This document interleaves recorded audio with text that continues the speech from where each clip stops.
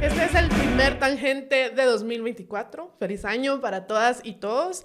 Y vamos a empezar el año haciendo un análisis o un ejercicio de construir diferentes escenarios de los posibles cambios que vayamos a ver este año con el nuevo gobierno.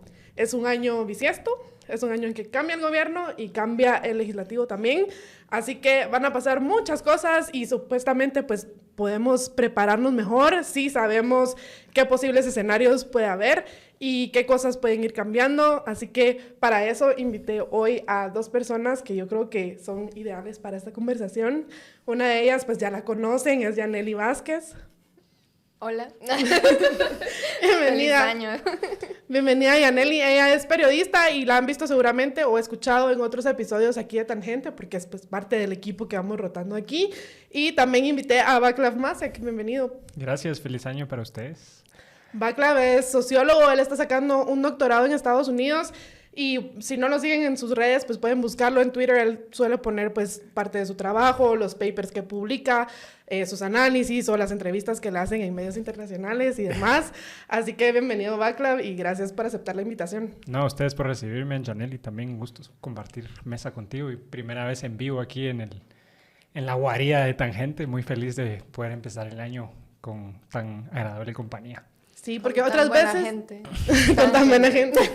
Otras veces Václav había estado ya sea a distancia o en el Aftervoto, que como ustedes saben usamos otro estudio. Así que bienvenido al estudio de Tangente. Gracias, gracias. Y bueno, si sus propósitos de Año Nuevo incluyen leer más, pues des una vuelta por Piedra Santa. Ellos tienen tiendas en Géminis 10 y en Zona 1, en la 11 calle y en la 5ª calle. O también pueden ir a piedrasanta.com. Ellos hacen delivery o envíos hacia toda la República.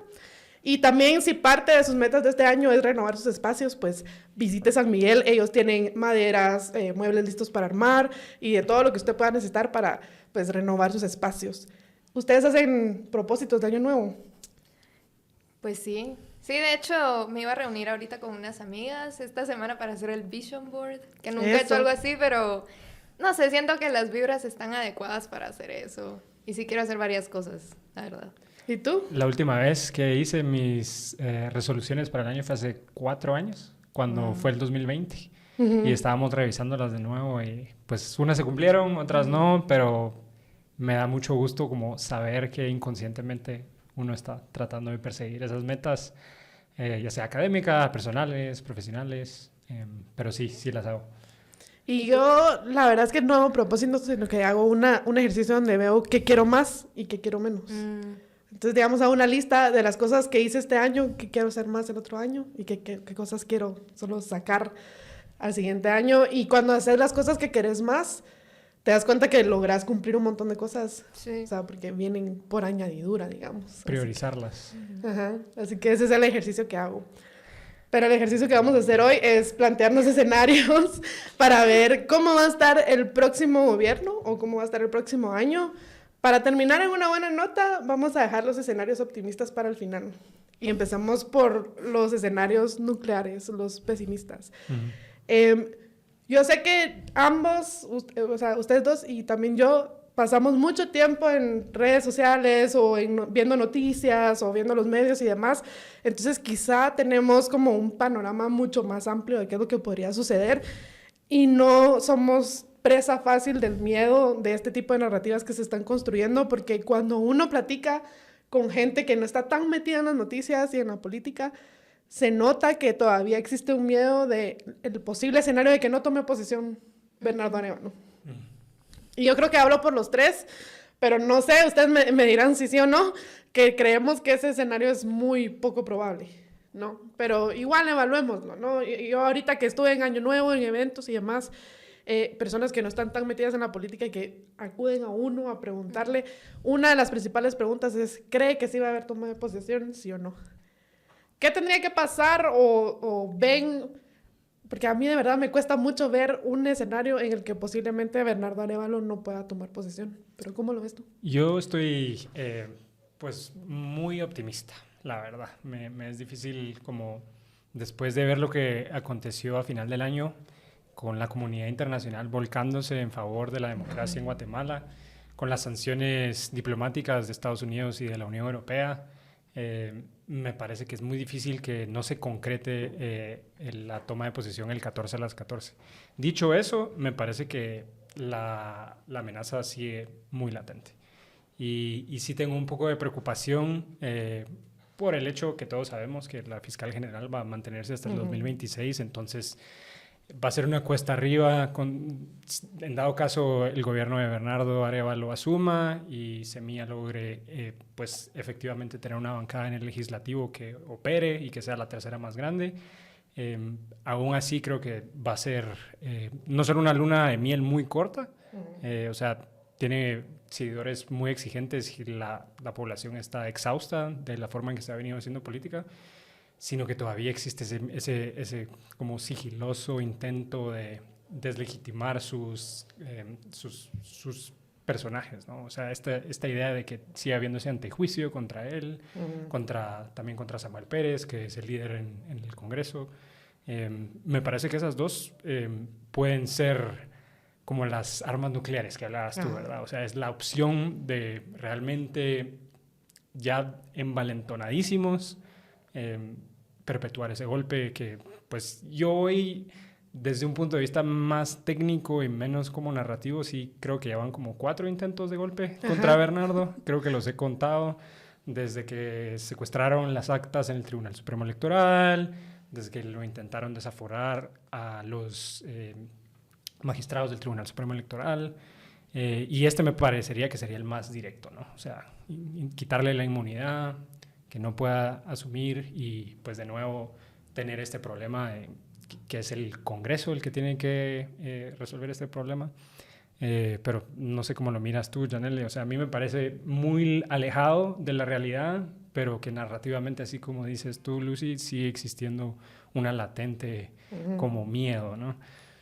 Sí, o sea, yo creo que ese miedo, esa incertidumbre siempre va a estar, ¿no? Pero también, de hecho, ese es uno de los últimos episodios que grabamos el año pasado con Daniel y con Javier, y hablábamos cabal de por qué es que creemos que fracasó el golpe, y al menos yo soy más de la idea de que sí van a tomar posesión, y cabal me inclino más a pensar de que pues ahora el plan quizás sea deslegitimar el gobierno, o igual esta lucha de narrativas, ¿verdad? Que de hecho ya uno comienza a ver como que esas narrativas, que por ejemplo lo de la chumpa de Román, y que hasta fue comentado en un programa de radio, o sea, ya comenzamos a ver ese tipo de cosas.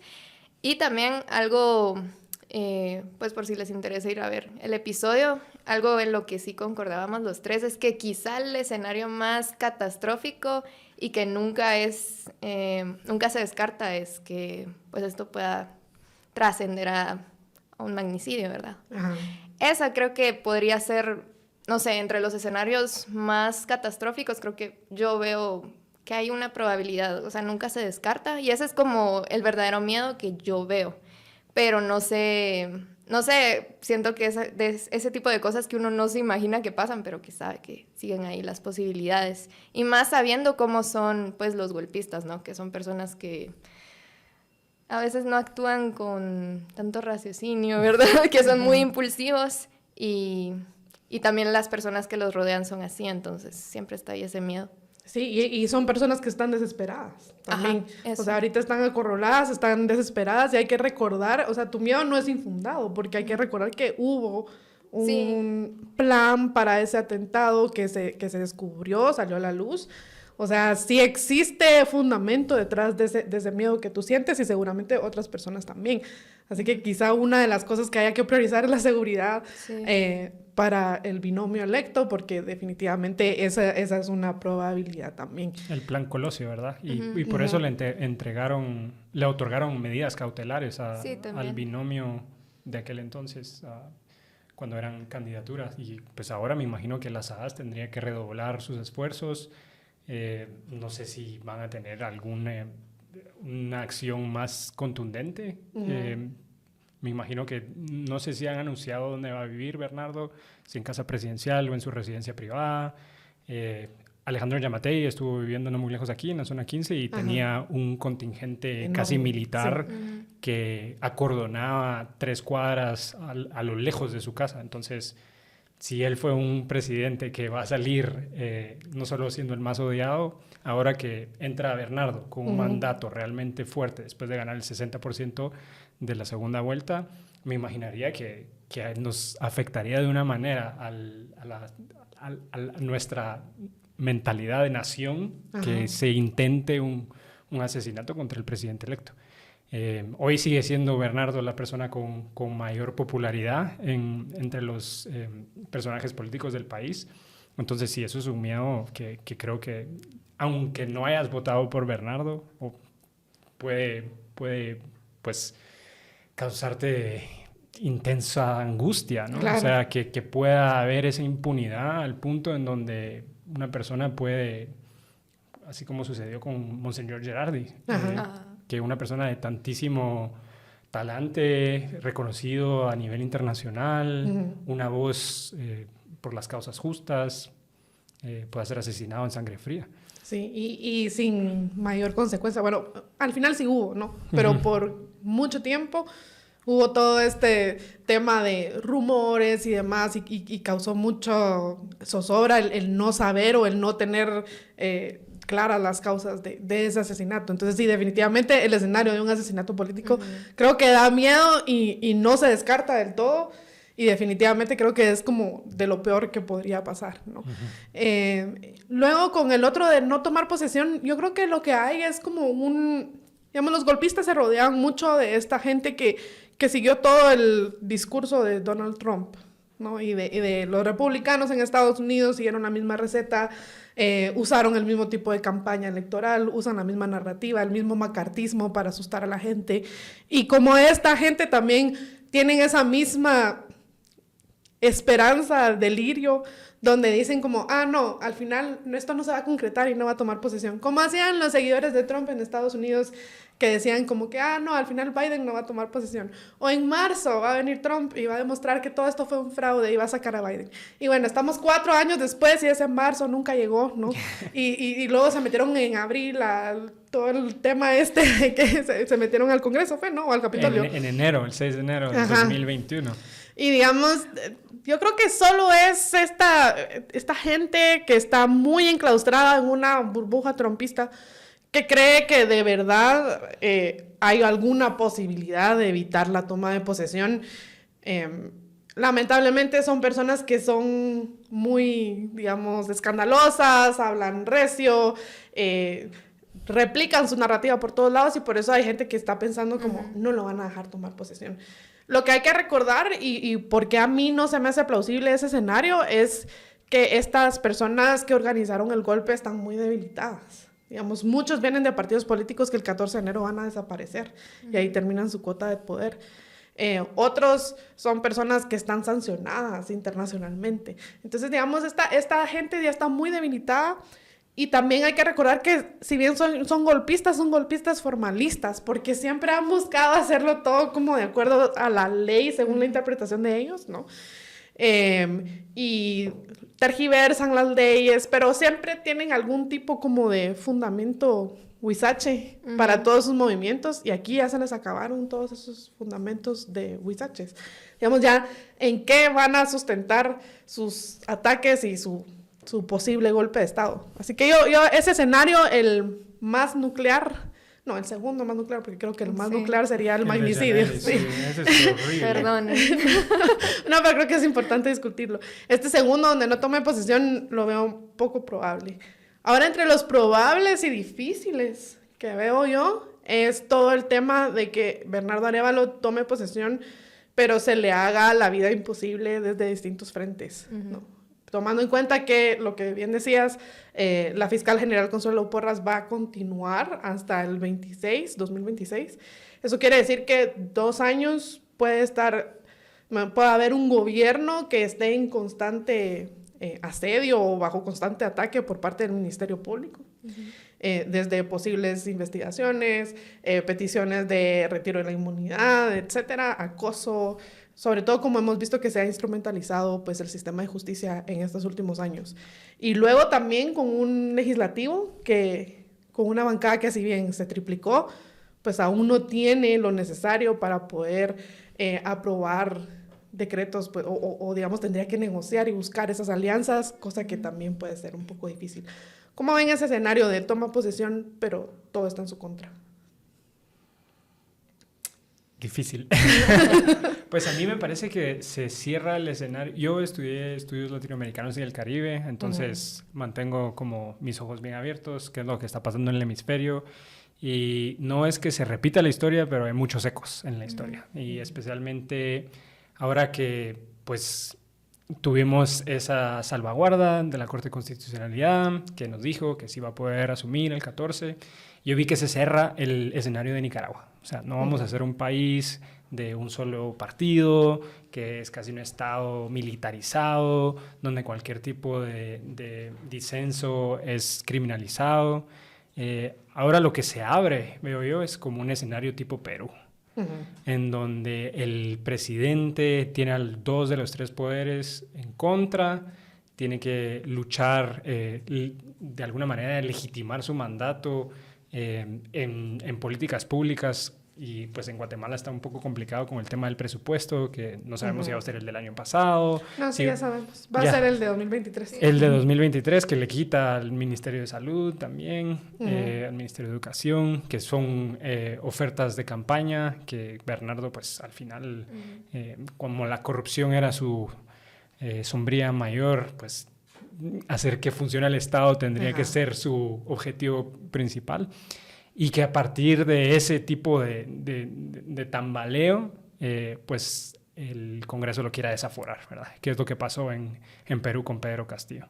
Y no duró mucho tiempo, ¿verdad? O sea, eso fueron en el primer año de Pedro Castillo ya teníamos a la gente en la calle. Ese intento de golpe, pues el autogolpe de Pedro Castillo tratando de disolver el Congreso. No estoy diciendo que eso es lo que vaya a hacer Bernardo, pero lo que sí siento es que a través del Congreso es donde se les puede llegar a quitar la cuota de poder a las cuales fueron, a la cuales llegaron. Se supone que tienen que llegar el 14 de enero. Entonces por ahí es donde más estoy empezando a ver similitudes. No tanto como Nicaragua, que eso sí creía yo, que había muchísimas...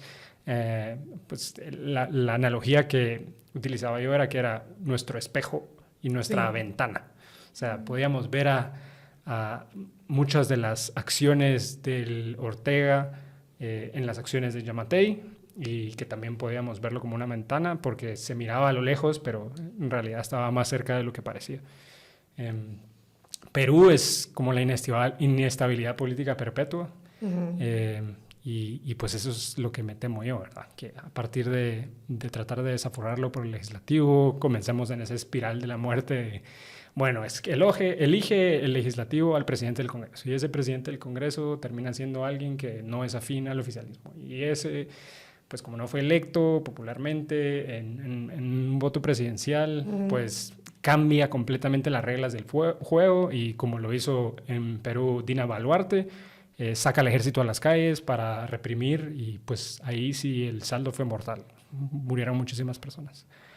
Y pues eso sería como mi especulación desde los estudios latinoamericanos, que ojalá que no sea así, ojalá que esté completamente equivocado, pero cuando tenés el Congreso en contra es muy difícil trabajar.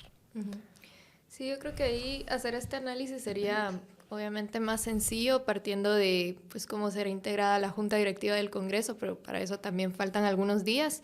Y por ejemplo, lo que ya se rumora es que la intención es que sea, por ejemplo, Sandra Jovel.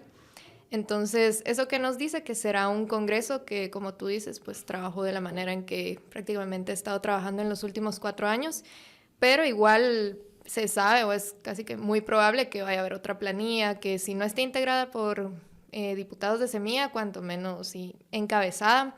Entonces también en estos días pues sería de ver cómo se dan esas negociaciones o qué es lo que ofrecen también esta nueva planilla, y dependiendo de eso a ver qué planilla es la que va a quedar para la Junta Directiva del otro año. Pero sí, creo que a veces este tipo de negociaciones son las más difíciles de manejar mediáticamente, que ese también es un punto que a Semilla se le dificulta un poco, creo yo. Sobre todo considerando que pasaron de ser una bancada de oposición, un partido de oposición, a ahorita ya estar del otro lado, de ser oficialistas, y eso pues quiera que no te implica tener que sentarte con personas que antes habías criticado y a quien te habías afrontado quizá de una manera muy, muy contundente, ¿verdad? Y que quizá hasta tu electorado pues no le parezcan sectores tan pertinentes para estar negociando cosas. Pero también aparte de eso, yo creo que lo más difícil va a ser manejar toda esta expectativa que hay en el ambiente. Ajá. Porque que hay distintos tipos, porque está la del electorado, que sí es cierto que obviamente muchas personas eran afines a Semilla y ya tenían pensado el voto de Semilla porque pues siempre ha sido así, y otros que votaron más como desde este análisis de es la mejor opción porque por cualquier razón, ¿verdad?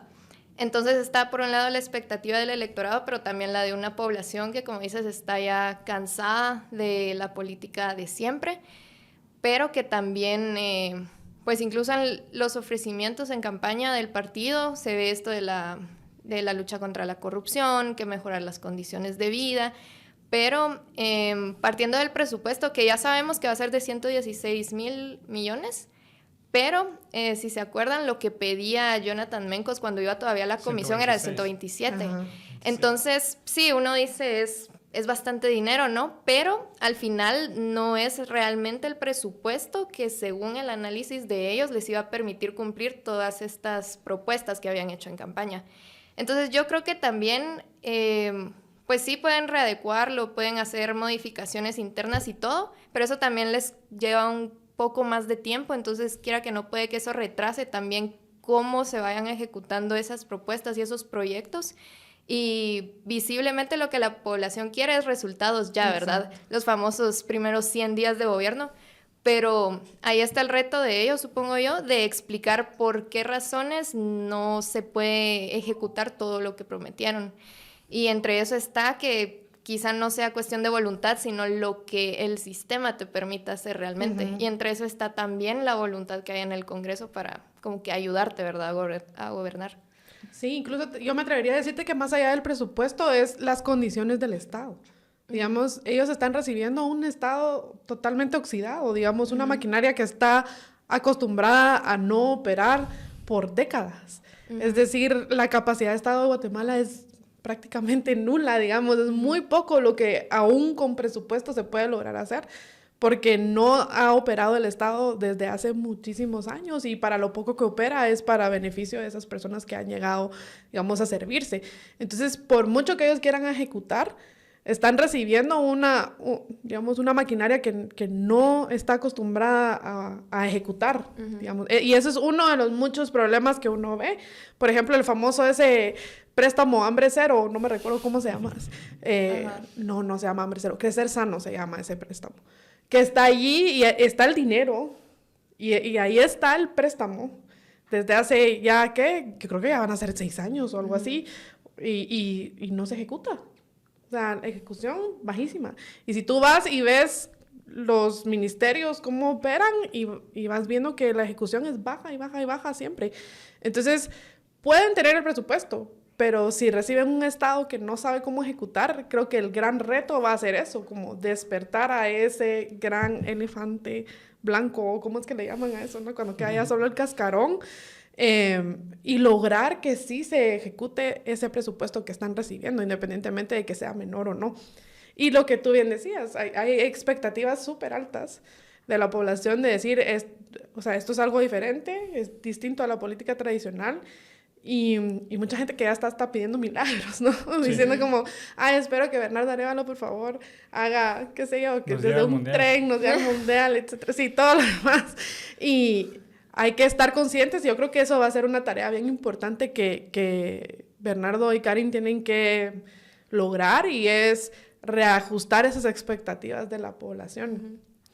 Hay otro escenario, pero no sé si tú querías decir algo antes de que me mueva. Pues regresando al legislativo, ¿verdad? O sea, Vamos tiene 39 escaños, la UNE tiene 28 y Semilla tiene 23. O sea, si Semilla no se sienta a negociar con la mitad de estos nuevos diputados que entran por primera vez al Congreso, va a haber una aplanadora como lo hubo el año pasado. Uh-huh. Entonces, o sea, la opción es sentarse con la gente de unionista, a pesar de que parezca complicado que Samuel y Álvaro Jr.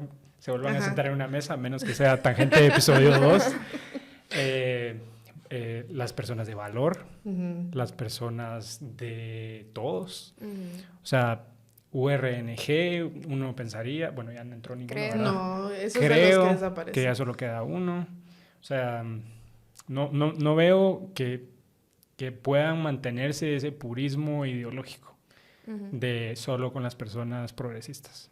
Ahora tienen que ser una página en blanco y tienen que poner de un lado Vamos y Une, que tal vez sí hasta se atomiza de nuevo, como sucedió en el hemiciclo anterior, y los otros nuevos, pues irlos fichando uno por uno. Porque si no, sí estamos enfrente a una maquinaria que ya vimos que el año pasado puede hacer las cosas cuando quiera, ¿verdad? O sea, ¿cómo eligieron magistrados en 15 minutos? Tú estabas ahí cuando sucedió, fue lo más obsceno que hemos visto que sucediese en el Congreso este año, porque en los últimos 4 años todos los días estaban haciendo algo ofensivo. Entonces, si no logramos como darnos cuenta que es un juego de aritmética pura, va a estar muy difícil el legislativo. Y esa es otra de las grandes lecciones en democracia que tiene que tomar la población guatemalteca. Como se da mucho eso del todo o nada. Yo no sé si es a partir de la cultura de la cancelación o qué es lo que sucede que la gente dice así como, no, ya se sentó a hablar con no sé quién y entonces ya no vale. Ya nos traicionó porque ya está negociando con el sector privado, digamos, o lo que sea. O del otro lado también, ¿verdad? Como que, no, sí, definitivamente este sí era nuestra peor pesadilla porque está hablando con líderes indígenas o lo que fuera. Y entonces se descarta por completo, por una sola acción que a una persona no le parezca. Y creo que así no funcionan las democracias. O sea, definitivamente el ciudadano guatemalteco tiene que aprender que en democracia tiene que haber espacio para todos. Porque no es como un autoritarismo donde, bueno, únicamente esto es lo que vale y todo lo demás se descarta y chao. Y para que haya espacio para todos, quiere decir que tenemos que sentarnos en la mesa con gente que quizá no nos parece bien. Quiere decir que tiene que haber negociaciones. Quiere decir que hay que ceder en ciertas cosas. Y tenemos que estar listos para eso también. Sí.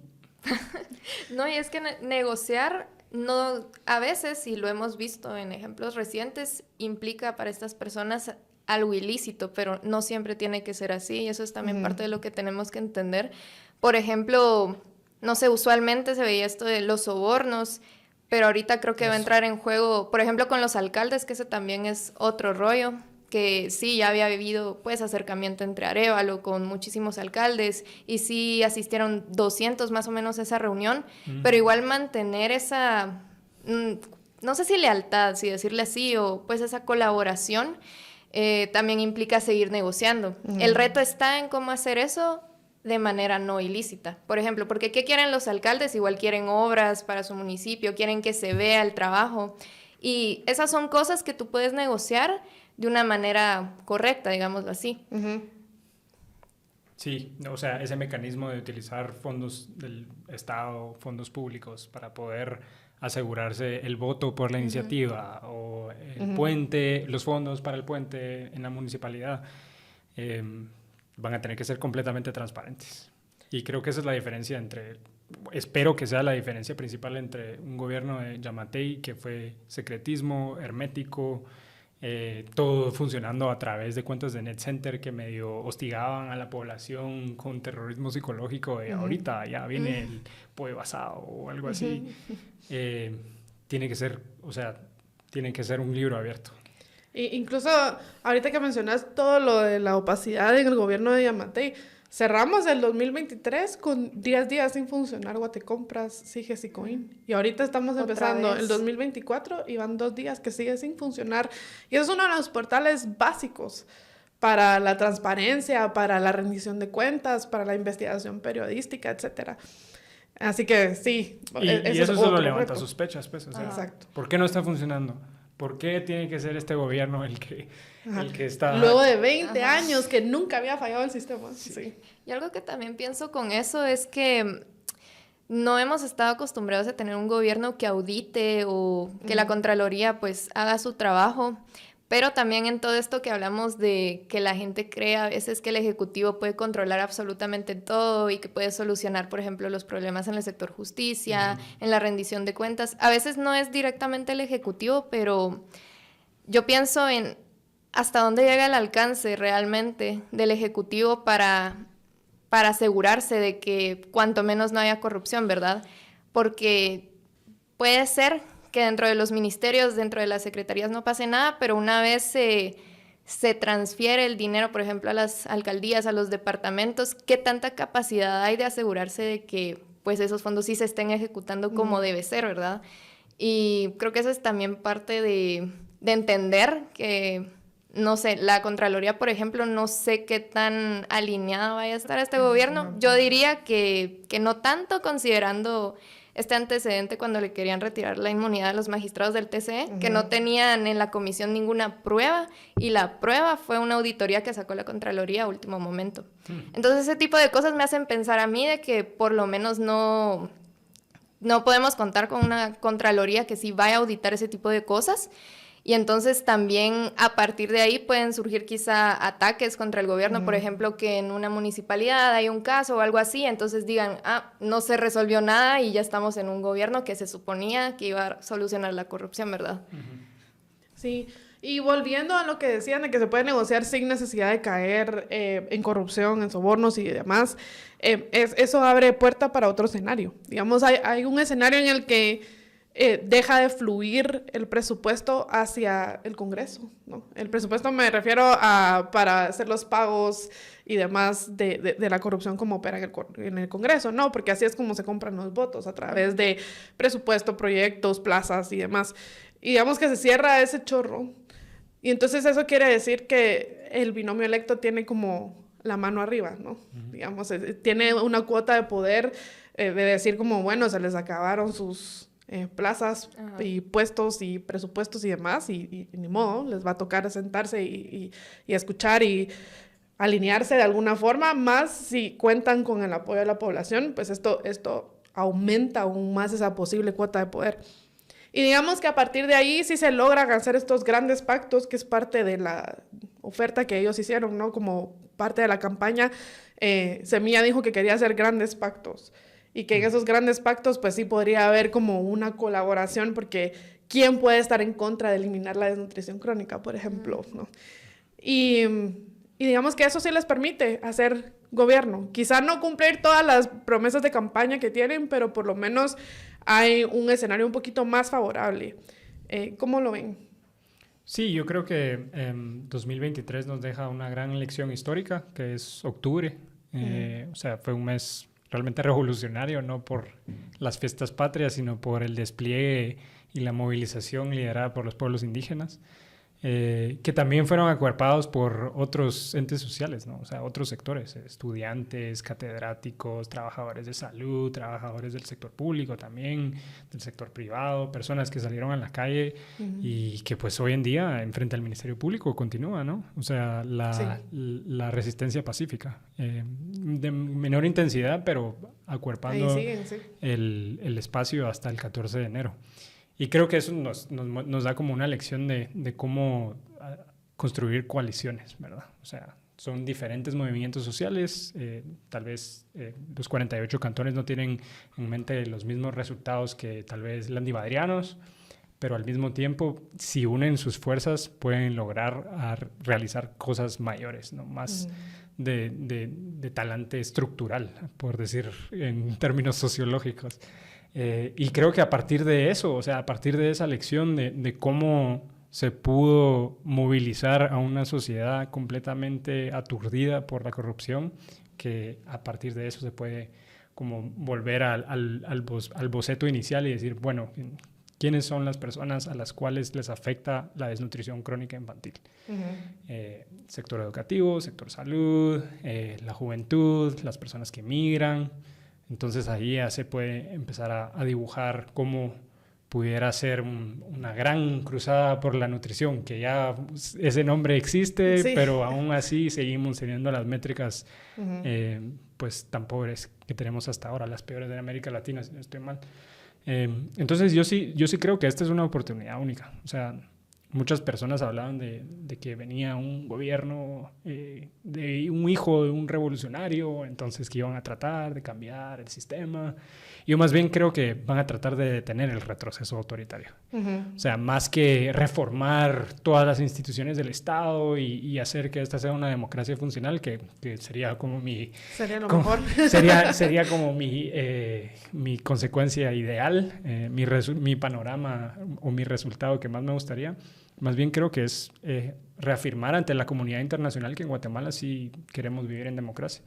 ¿Y cuántas personas no estamos interesadas en eso? Regreso otra vez a octubre de 2023, ¿verdad? O sea, creo que eso nos deja muy claro que los antidemocráticos son pocos, pero que lastimosamente son los que tienen el poder. Que eso sí, a mí me pareció gratamente sorprendente cómo estas diferentes instituciones que tú mencionas se unen bajo la causa de la democracia, digamos. Porque ese, clarísimo, ese era el mensaje que querían dar y esa era la demanda, ¿no? Esa defensa de la democracia. Y sí, ahí siguen en resistencia, ahí pasaron Navidad, ahí pasaron Año Nuevo, o sea, dan ganas que brindaron ahí con sus copas. Y si ustedes quieren brindar con sus copas, ahí se recuerdan de tomar primero la pastilla de Paris Smart, ¿verdad? Tú me estabas contando antes de entrar al programa, ¿no? 100% exitoso, lo recomiendo a todos.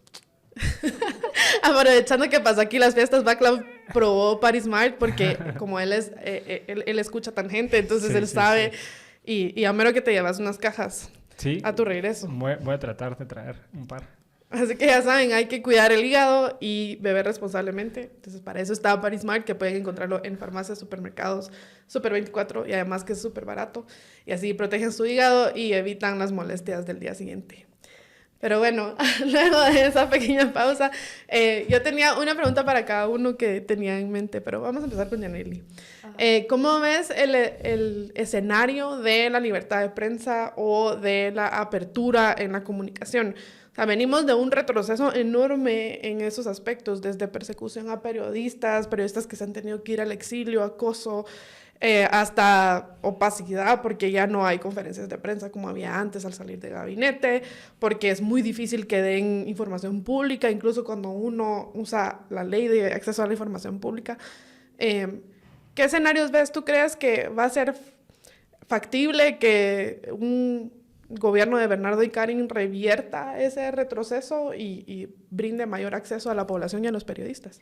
Pues realmente eso es lo que esperamos, ¿verdad? Los periodistas, las periodistas, que sí sea un gobierno que cuanto menos no obstruya nuestro trabajo, ¿verdad? Y que al final es cuestión de entender que no solo nos están obstaculizando nuestra manera de sobrevivir, nuestro trabajo, sino que también están obstaculizando que la población se entere de qué es lo que está pasando, ¿verdad? Y sí, yo no me iría tan por esta línea de decir, ay, si ahorita son opacos en algunas cosas, significa que así van a ser en el gobierno, porque por el contexto se entiende por qué algunas cosas no las transmiten tan rápido, pero una vez ya asuman, ya estén todos en sus cargos, sí, la exigencia es que haya transparencia, ¿verdad? Y que sí nos contesten a todos los medios, independientemente de si es una agencia internacional, si es para tele, si es para TV abierta o si son medios más chiquitos, porque al final todos en el ecosistema de medios tenemos ese derecho que debe ser respetado y también llegamos a distintas audiencias. Yo lo que veo también, y creo que es positivo, es el hecho de que sí son personas que están dispuestas a usar las redes, ¿verdad? Y que, bueno, si uno lo quiere ver así, quizá nos quitan un poquito el chance a nosotros, ¿verdad? De transmitir las cosas, pero al final, viéndolo como sociedad, es positivo ver que haya un gobierno y autoridades que sí se estén vinculando cada vez más con la población. Y eso lo hacen a través de las redes. Y también algo positivo que veo yo es que sí se siente un esfuerzo mayor porque su comunicación sea cuanto menos más accesible, sea más dinámica, que se entienda, que no sea, por ejemplo, no sé, como las redes sociales de un ministerio que postea una foto de hoy hubo reunión de no sé qué. Ajá. Y no sabemos qué pasó ahí, ¿verdad?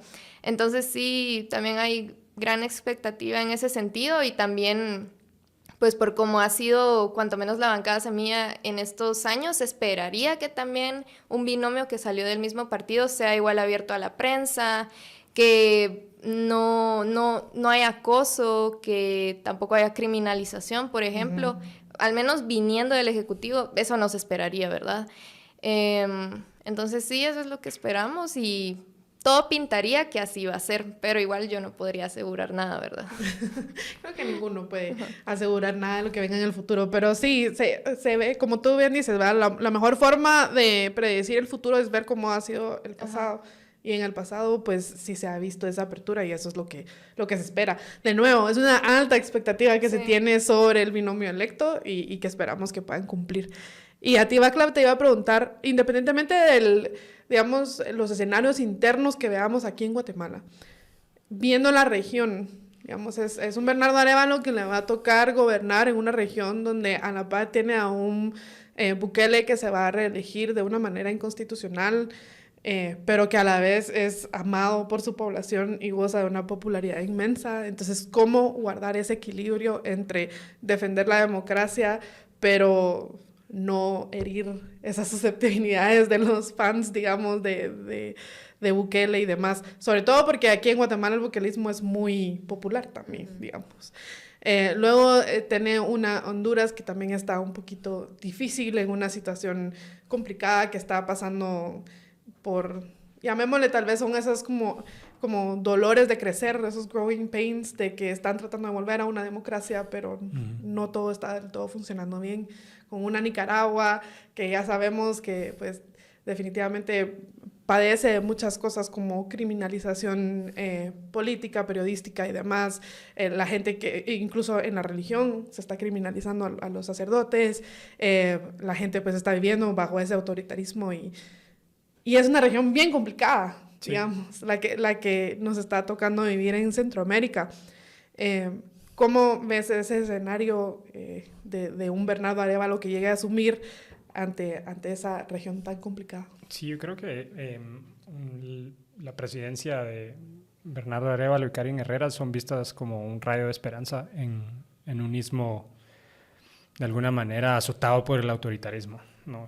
Especialmente ahora en febrero tenemos elecciones en El Salvador, seguramente va a ganar Bukele, y ahí vamos a ver cuál va a ser la respuesta de Estados Unidos, que me parece que nos usaron a nosotros como chivo expiatorio para mostrarle a él cuáles son las capacidades que tiene Washington DC, aunque no es necesariamente un dictador incómodo para ellos en el momento, es más como un aliado del punto de vista de la migración, y creo que ahí es donde Estados Unidos más se va a centrar en nosotros. Nosotros somos un país de tránsito de migrantes, pero también un país de donde salen muchísimos migrantes. Este año se rompió el récord de cuántas deportaciones habían salido de Estados Unidos para acá, más de 55,000 guatemaltecos y guatemaltecas en un año calendario, que pues, es un número, es 3 veces el Mateo Flores.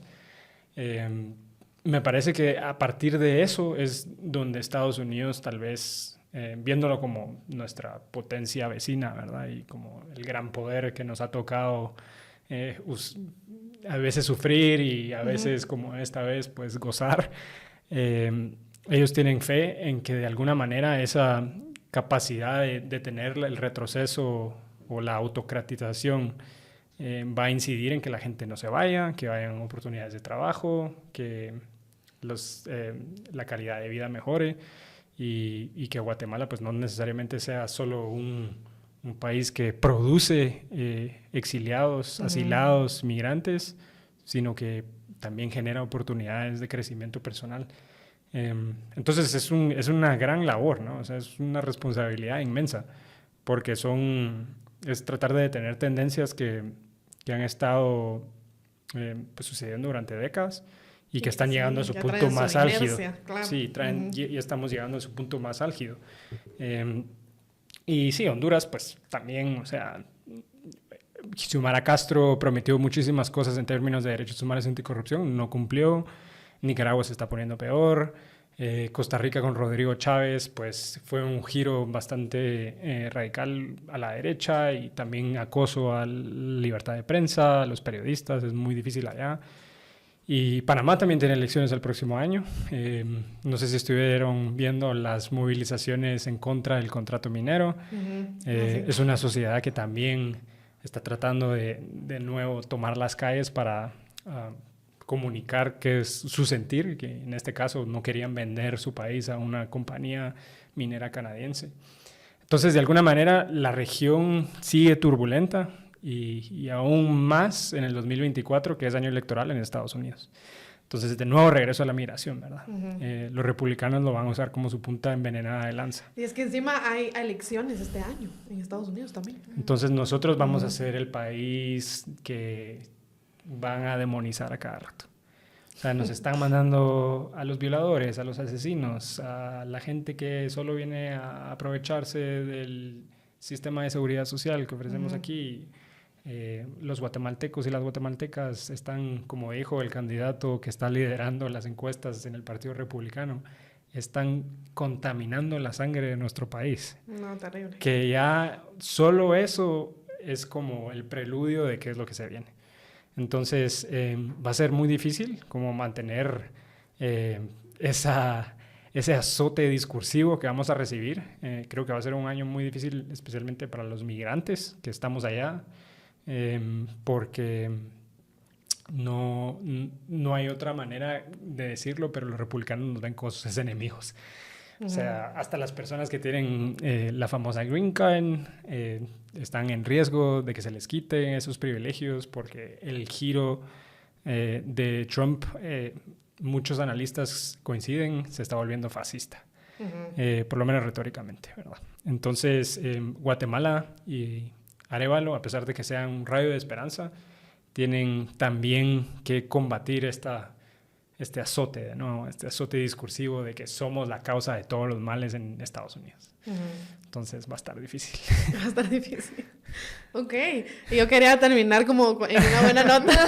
Como, ¿cuál es el escenario más optimista? Ese no es el mejor escenario. A todo esto, ¿cómo estamos de tiempo? ¿Todavía tenemos tiempo? Sí. Sí. Entonces, tratamos de ver como algún escenario un poquito más optimista.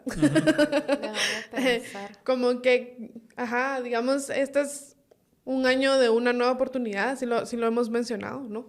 Como guatemaltecos y como sociedad. Pero yo creo que es bien difícil pensar que mucho va a cambiar si se abandona al gobierno electo, digamos. Porque muchas de las cosas que evitaron que hubiera el golpe de Estado en el 2023 fue precisamente el acompañamiento de la población. El hecho de que la población se dio cuenta que vivir en democracia no implica nada más voy a la urna, dejo mi voto y ya está. Digamos, muchos hicimos mucho más que eso en este año electoral. Desde ir a buscar al sistema nuestra mesa y ver el acta y cruzarla, cosa que yo no sé si en alguna elección anterior habían hecho alguno de ustedes, al menos yo, esta fue la primera vez que fui y revisé el acta de mi mesa, hasta salir a las calles, hasta ofrecerse como voluntarios para ser fiscales de mesa y demás. O sea, de verdad hubo un montón de acciones desde la población para evitar que hubiera ese golpe. Y aunque narrativamente muchas personas piensan que, se desprestigió al binomio electo, o los bloqueos desprestigiaron al binomio electo también. A mí me gusta, así que vuelvo a mi alma mater, a la Marroquín, todo el tema del orden espontáneo y el hecho de que el mercado te transmite información y los precios te transmiten información, qué es lo que se vende, qué es lo que se compra, etc. Vaya si no. Tú ves en las calles, en los semáforos, en el marketplace de Facebook o en cualquier otro tipo de tienda digital, digamos, y las cosas que se venden y se compran son cosas que, símbolos, digamos, de el triunfo ante los golpistas, digamos. O son símbolos de esperanza con el nuevo gobierno. Desde cuando había campaña y se vendían el emoji de la plantita en cualquier forma, desde para poner en el carro, hasta aretes, hasta pines, hasta de todo, a ir en el semáforo y ver que están vendiendo el tambito de mañana a las 6, no, el tonelito, de mañana a las 6 que simboliza pues los bloqueos y el salir a las calles y demás. Y tú ves qué cosas se han organizado espontáneamente. Me da mucha risa la gente que piensa que todo lo que está sucediendo en Gerona responde a algún tipo como de organización externa que quiere venir a imponernos alguna agenda, pero basta con ir a Gerona. Yo no sé si tú tuviste ya la oportunidad de ir, tú seguramente sí, ya varias veces, pero yo la primera vez que fui, lo primero que me sorprendió es lo espontánea la organización que hay ahí, o sea, de verdad, desde las cocinas donde le sirven comida a la gente que está en resistencia, hasta cómo está organizada las diferentes donaciones. Uno ve ahí que es absolutamente orgánico y espontáneo. No es como que todo el papel de baño que hayan donado sea de la misma marca. O sea, por el contrario, tú ves cómo tienen apiladas las donaciones y ves que las donaciones vienen en diferentes tamaños, marcas, sabores y demás. Y ves gente que es periodista o gente que es activista, o incluso en una de las ocasiones que yo fui, incluso vi a unas monjitas en un pick-up que llevaban una camionada de donaciones. Entonces decís, esto es lo que el orden espontáneo te está diciendo. A pesar de que haya personas que están tratando de inundar redes sociales, WhatsApp y demás, con otro tipo de narrativas. Ves también las encuestas y hubo una que no es tan reciente, de popularidad en la región, y todavía Bernardo Arévalo goza de bastante popularidad, salía con un 65%. Entiendo que va a haber otra pronto, es Gallup, donde vamos a poder saber con qué nivel de popularidad está entrando. A lo que voy es que yo sí veo que si bien hay exigencia y expectativas altas, también hubo pues elecciones del 2023 y se ve en estas canales que no son formales, pero que te brindan mucha información, que la gente sí quiere de verdad un cambio a la política tradicional y por lo tanto está dispuesta a no solo exigirlo, sino también a apoyarlo. Yo considero que tal vez hay dos cosas que pueden ser contradictorias, pero pueden ser ciertas al mismo tiempo. Somos un país profundamente polarizado, pero este año se mostró una notable unidad. O sea, las dos cosas suceden al mismo tiempo. Yo creo que es porque la polarización puede ser instrumentalizada por élites políticas para aferrarse al poder. O sea, ese moralismo maniqueo, eso de que nosotros somos los buenos y ellos son los malos, eso funciona como para que surja cierta incoherencia entre la forma en que la gente piensa, ¿no? O sea, ¿será que yo soy de los buenos? ¿Será que yo será que soy malo? ¿Qué tengo que hacer para ser bueno? ¿Cómo voy a ser considerado de parte de ese endogrupo y no de ese exogrupo, ¿verdad? O sea, ¿cómo puedo pertenecer? Como muy tribalista. Sí, sí. O sea, muchas veces el discurso o los argumentos que ponen es más para dar una señal de que pertenecen a una tribu que realmente para, no sé, tomar una acción en la vida real, digamos. Entonces, desacreditar esa oposición es estratégico. O sea, sí sirve decir que son globalistas, chairos, que traen el rayo homosexualizador, o sea, que van a hacer todas estas cosas malas porque el miedo también es sobrecogedor, ¿no? ¿Qué pasa si sí es un nuevo Chávez o si sí es un nuevo Maduro? O si sí va a expropiar las tierras. O si sí va a hacer todas esas cosas que hemos visto que son horribles en países vecinos. Pero yo sí me quedo con el hecho de lo que comentabas, ¿no? Anecdótico. O sea, que la gente va, da su tiempo, da lo que puede, que tenga de su bolsa. Y esa unidad es, de nuevo, queremos vivir en democracia. Queremos tener la posibilidad de votar por la gente que queremos y quitar o remover a los que no lo hicieron bien. O sea, esa comunicación desde la ciudadanía al Estado la queremos mantener. Porque ya pasamos muchos años de dictaduras militares, de fraudes electorales, de verdad. Y de represión, ¿no? O sea, contra sectores de la sociedad civil que por alzar la voz fueron, pues, aislados, ¿verdad? Entonces creo que las dos cosas pueden ser al mismo tiempo. O sea, la polarización existe porque sirve polarizar a los que se quieren aferrar al poder. Pero en realidad estamos bastante unidos. Queremos vivir en democracia. Sí. Y otra cosa que también da esas señales es cómo quedaron los partidos políticos al final.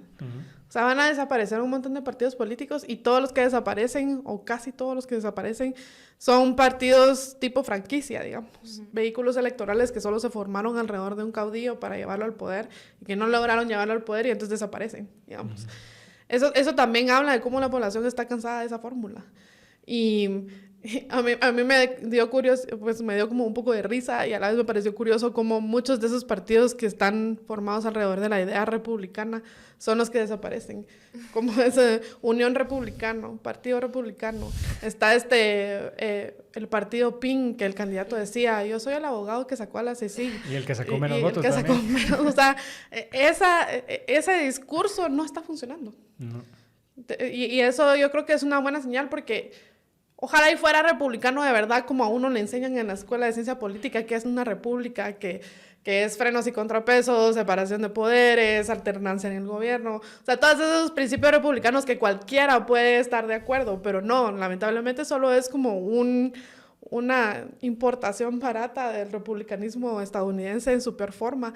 Y a eso le están llamando republicano y evidentemente la población guatemalteca le está diciendo que eso no es lo que queremos. O sea, queremos vivir en democracia. ¿Algo más que se les haya quedado en el tintero antes del cierre? Bueno, sí que yo creo que obviamente es positivo toda esa unidad que logramos el año pasado, pero también me pongo a dudar un poquito de cuánto tiempo se va a mantener eso, ¿verdad? Porque, y no quiero ser como la aguafiestas de esta mesa, Dale. pero vale. al final sí se sabe y ya es reconocido y qué bueno que ese movimiento inició y se mantuvo por las organizaciones indígenas, ¿verdad? Y al final si tú vas ahorita a Gerona, quienes están ahí son esas personas. Ya el movimiento capitalino, hasta estudiantil y de estos sectores pues se apartaron. Y yo realmente no sé si estas organizaciones son, digamos, del electorado original de Semilla, ¿verdad? No sé si llega el 14 y quizá ya se van de ahí, porque al final la consigna era que asumen y defender la democracia, ¿verdad? Entonces creo que también por ahí va esta idea de que creo que es un poco riesgoso depender del pueblo, ¿verdad? Para gobernar, porque, bueno, ahí lo puedes hacer de distintas maneras, pero una es siendo complaciente y no siempre, por lo que ya habíamos hablado antes, puede ser complaciente con las exigencias de la población, ya sea porque no te da, tu poder no es tanto para hacerlo, o porque simplemente son cosas que no puedes hacer ahorita con este sistema y con la cultura que tenemos, ¿verdad? Eso es lo que yo creo. Y por eso no me fiaría tanto de la población y que sigamos unidos y que eso sea como que el motor, ¿verdad? Para que Semilla o bueno, el binomio sí pueda gobernar. Y bueno, ya no me acuerdo qué otra cosa iba a decir. Que se me fue. Eso es bueno, es una buena reflexión. Yo, pues en otro tema, libertad para Virginia. Estoy muy feliz con eso, una gran noticia para comenzar el año. Y pues si tuviera el poder de tener un deseo, libertad para José Rubén también. Gracias. Y por cierto que aquí en exclusiva les doy la noticia de que pronto va a haber una entrevista a Virginia aquí en este espacio.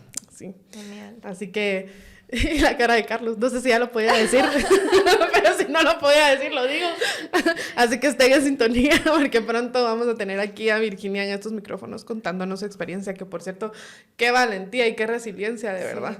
Impresionante. Bueno, eso también no sé si lo han sentido como ese cambio un poquito en el sistema de justicia, en los tribunales, como que no estoy diciendo que haya sido una renovación, ¿verdad? Pero al menos ya se siente como un cambio. No sé si está directamente relacionado al cambio de gobierno o quizá más a las presiones de la comunidad internacional, pero sí se siente algo, ¿no? Y eso también al final es esperanzador, creo yo, para las personas que están exiliadas, para los perseguidos, porque lo que se pide no es que, o sea, tienen un proceso y ni modo, ahí está, pero lo que se pide es que al final sea un proceso justo, Exacto. que sí hayan garantías. Entonces eso también es como una esperanza que hay, que no depende del Ejecutivo, pero igual es como algo que está entre nosotros, ¿no?